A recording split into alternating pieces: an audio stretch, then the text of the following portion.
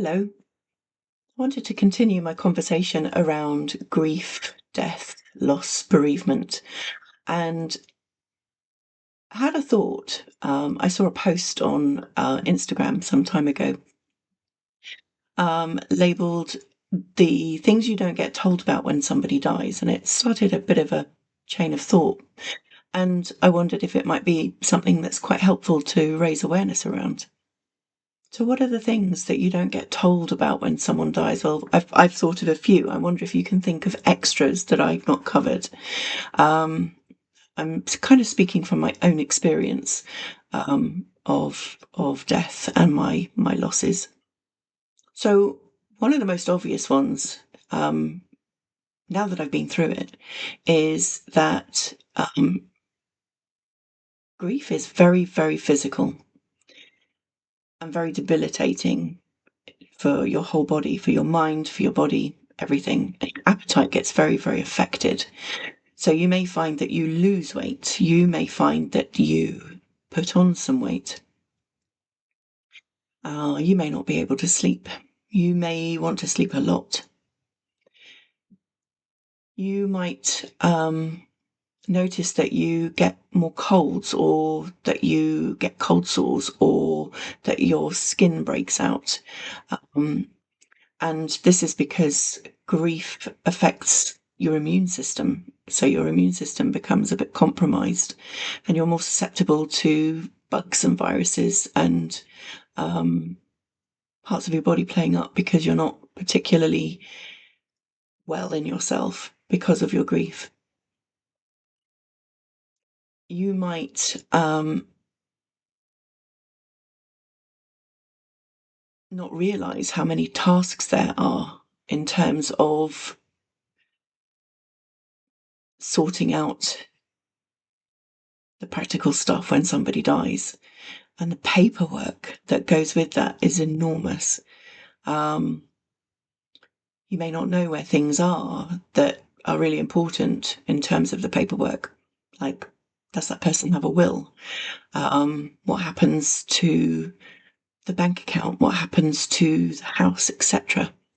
There is so much to remember, all the legalities, and you keep coming across another thing to do, a library book that's not been returned, um, a check that's not been banked. A whole range of things will keep popping up, sorting out this person's clothing, organising the funeral, talking to people to let them know that this death has occurred. I would recommend that if you're in that position, that you recognise that having help is really important, especially the early days where you feel very discombobulated. Um, you may not want to ask for help. You may not have anybody that is willingly there to help you. But if you can lean into the support that people might offer, that would be very useful. Death is not like it is in the movies, where it's this linear process. Sometimes you see anger, sometimes you see this very somber person that's very stoic and coping. Um, Death is, it leaves you feeling in a complete mess, and you may be very surprised by your reaction. And I think it's quite frightening for people if they start to feel a little bit odd in themselves, in the sense that they're responding to people differently. They may be more argumentative. They may have less tolerance. They may feel really fidgety and can't sit still and can't focus on anything. They may be in complete denial that it's happened and not want to sort anything out.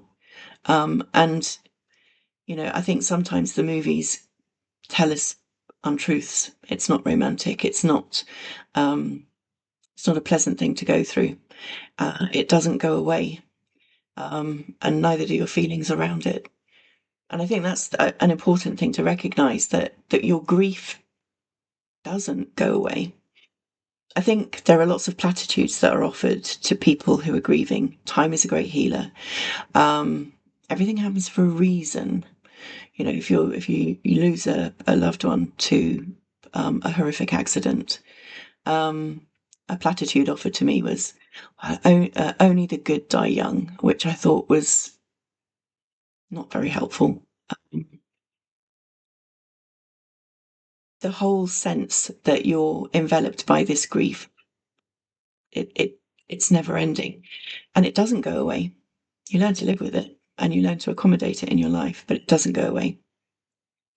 And so when you recognize that life is going on around you and you feel stuck right at the event of when you heard that that person had died, it just feels like everything's in slow motion for you and everything's going on around you really quickly, potentially. That's certainly my experience.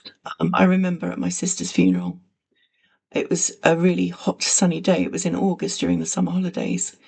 And I just remember thinking, you know, I can't believe that people are laughing. I can't believe that there are people sitting in the pub garden having a lovely time where the sun is shining and the kids are out in the paddling pools and life goes on around you. But to me, it felt like it was so disrespectful and so incongruent. I wanted everybody to be solemn. I wanted the world to stop. I wanted everybody to realize that this was catastrophic and nothing could ever be the same again. Um, but I think it's a very natural state to find yourself in, and you do gradually come back to yourself. But platitudes don't help them. And I think that's something people don't tell you, that you're going to be offered all these comforting words because other people are really uncomfortable about your sadness. Um, Another thing that people don't tell you about is the roller coaster. You, you might be feeling pretty good and you're going about your business and suddenly a song comes on and you burst into tears. Or you walk past somebody and they're wearing the perfume or the aftershave that that person wore, and you are almost expecting to see them. It's quite shocking. I don't think people really understand that until they go through it. Um, One of the things that I really struggled with was the brain fog. It's almost like I was a menopausal woman in my 20s. But it is a big part of grieving. You get something known as grief brain. And it just feels like you're sludging through treacle sometimes. Your train of thought is impossible to grasp. Tasks, processes that you've done thousands of times will suddenly become impossible. You'll forget what you're doing. You'll make a cup of tea, you won't drink it. You'll be partway through a task and move on to something else.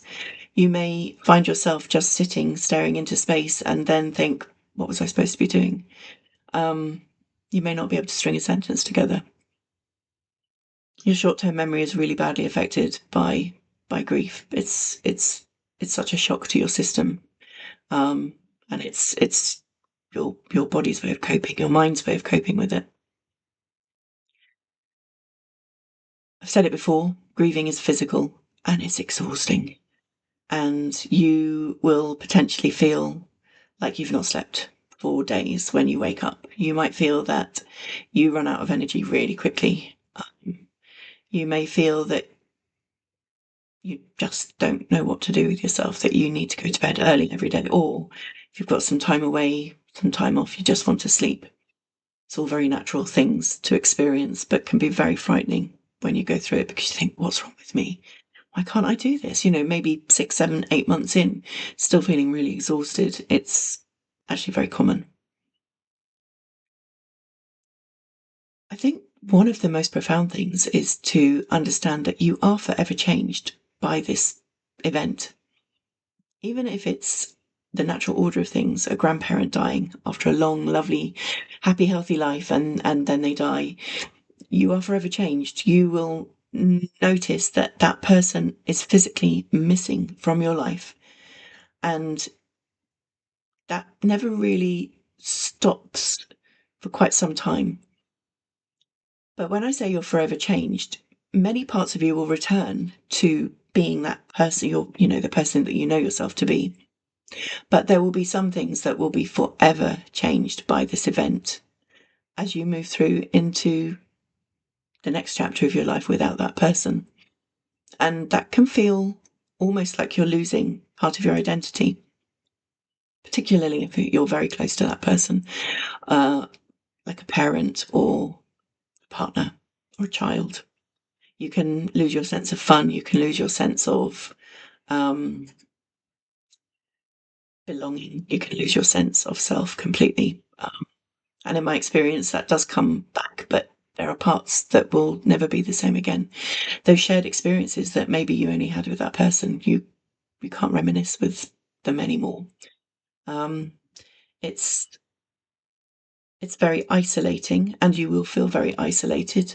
It's a very common theme that I hear with my clients, that they just feel like nobody gets it, nobody understands them, or they feel like they're being told how they will feel, or that there are, you're going through the natural stages and it takes this long, and in a couple of years time you will be fine again.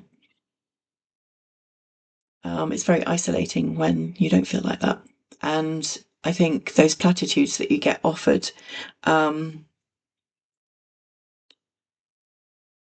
are very difficult to accept. Your tolerance for people's kindness, where they genuinely mean, whatever it is they're trying to comfort you with, they mean it genuinely. They don't mean it to be burdensome or painful, but it just doesn't make sense. How can the world ever be the same again? How can life ever return to normality when you just want to go back to the time before it happened? And I think probably one of the biggest things from my perspective I learned was that you learn what really matters to you. I remember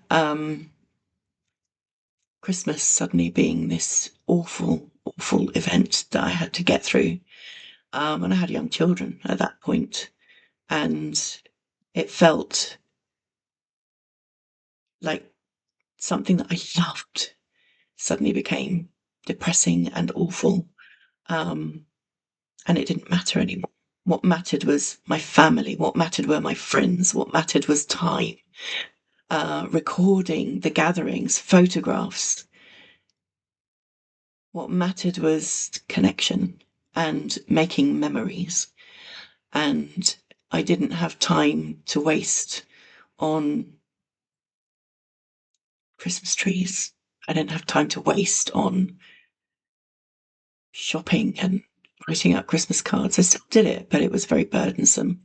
I went through a long period where I didn't really want to celebrate Christmas. I'm glad to say that I'm kind of back where I feel very differently about Christmas now, but I didn't. But what matters to me is time with my loved ones, sharing a lovely meal, having everybody gathering together and spending time talking, reminiscing, playing games, connecting. And I think there's probably many other things that people don't tell you about, the practicalities, the expectations of others, the need not to be a burden on other people. That there's a whole range of stuff that I've not even touched on.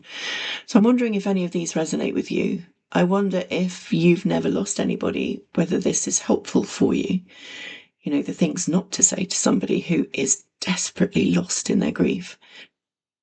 I wonder if you are going through a loss right now, or you're missing somebody that you've lost right now, especially at this time of year as we're moving towards Christmas. It's incredibly challenging. And maybe I've normalized what you're feeling. I hope so. I hope it's been useful. And I will continue to post about death, loss, grief, bereavement, and things to expect and things to help to manage it.